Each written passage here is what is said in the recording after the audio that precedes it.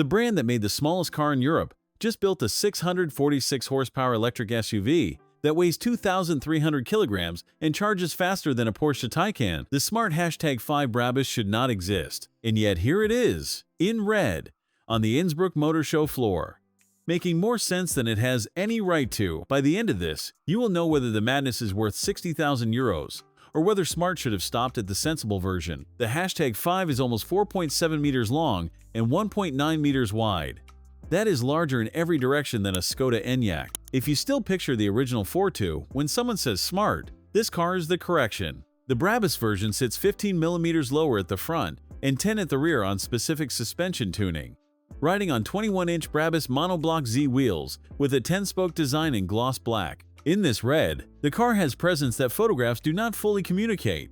You have to stand next to it on the show floor to understand the scale. Frameless doors and a panoramic halo roof give the profile a cleaner line than anything in the Tesla Model Y class. Walk around to the rear, and the segmented taillights connect through a full-width light bar, with the Smart badge sitting just above it and a Brabus plate finishing the lower bumper. The near-vertical rear window gives the #5 a boxier silhouette than most electric SUVs, which is exactly why the boot space figure later in this video is as large as it is. 3.8 seconds to 100 kilometers per hour, around 3.6 seconds to 60 miles per hour, is the number that justifies every proportion on this car, and what produces it is next. The Brabus interior is where the skeptic in me started to lose the argument.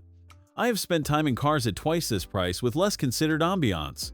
Open the frameless door, and the first thing you see is red. Red ambient lighting traces a continuous line across the full width of the dashboard, down the door cards, and along the center console. Red contrast stitching on the Dinamica microfiber seats, on the armrests, on the seatbelts. The Alcantara steering wheel has an illuminated Brabus logo at the bottom and sits perfectly in the hand.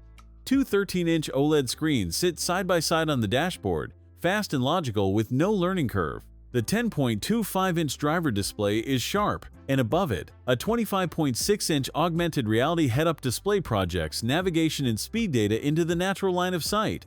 The Sennheiser system with 20 speakers is genuinely one of the better audio setups I have heard in a car at this price, and I was not expecting to notice it. Think about the last time you sat in a car and had to search for the button you needed. Now think about sitting in this one. The driver display, the central screen, and the passenger screen form a single visual band that wraps the cockpit in your direction. The red ambient strip ties it together so the whole dashboard reads as one surface rather than three separate screens bolted to a panel. The floating center console with its open storage underneath keeps the cabin feeling wider than the dimensions suggest, and the cup holders actually sit where your hand lands naturally. But what I noticed most from the driver's seat is how low the window line sits relative to the seating position. You get visibility in this car that most electric SUVs at this ride height do not offer. And after 10 minutes in the seat, you stop noticing the screens and start noticing how well the space around you has been organized. Rear passengers get their own heated seats and electrically reclining backrests, which is a feature you normally find in a Mercedes S-Class, not in something wearing a Smart badge. But Smart removed almost every physical control from this cabin. Climate, seat heating, drive modes, all of it lives behind touch menus on the central screen. That is the one decision I genuinely find annoying. First cold morning, you want the heated seat. You should not need two screen taps and a menu scroll to get it. That compromise is real, and it is the reason this interior stops just short of the best in class. Everything else they got right.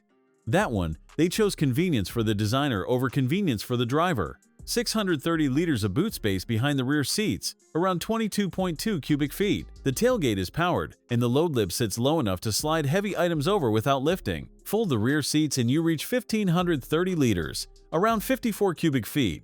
The 47-liter frunk on the all-wheel drive Brabus version is smaller than the 72 liters you get on the rear-wheel drive models, but it fits a charging cable and a small bag without issue.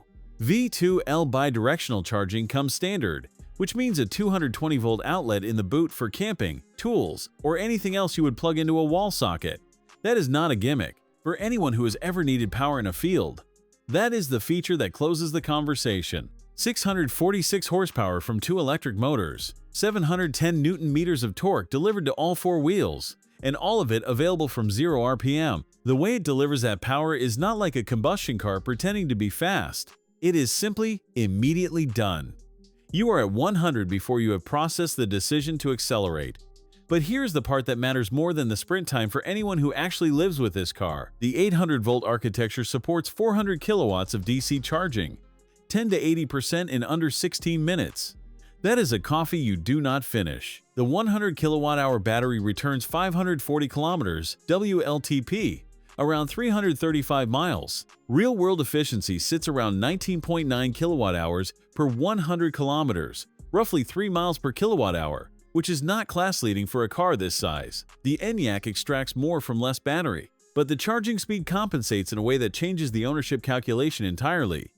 You stop less often than the range suggests, and when you stop, you leave before the queue behind you has started. 59,000 euros at the Innsbruck Motor Show. The Tesla Model Y Performance asks for roughly the same money and gives you a faster sprint time by a fraction, but slower charging, and a cabin that feels clinical where this one feels considered. The Skoda Enyaq RS costs less, charges well, and handles better in corners, but cannot match this car's straight-line violence or its interior ambition. What the smart #5 Brabus actually settles is not the spec sheet. The #1 and #3 were competent but forgettable. This is the first smart in the new era that made me stop thinking about the badge and start thinking about the car. Whether that is your conclusion to reach is your decision. But the evidence on this show floor is harder to argue with than I expected it to be. Thanks for watching. If you enjoyed this video, hit that like button and subscribe for more content just like this. Leave a comment below with your thoughts or questions. I read every single one. And don't forget to click the bell icon to get notified about my next upload. See you in the next video.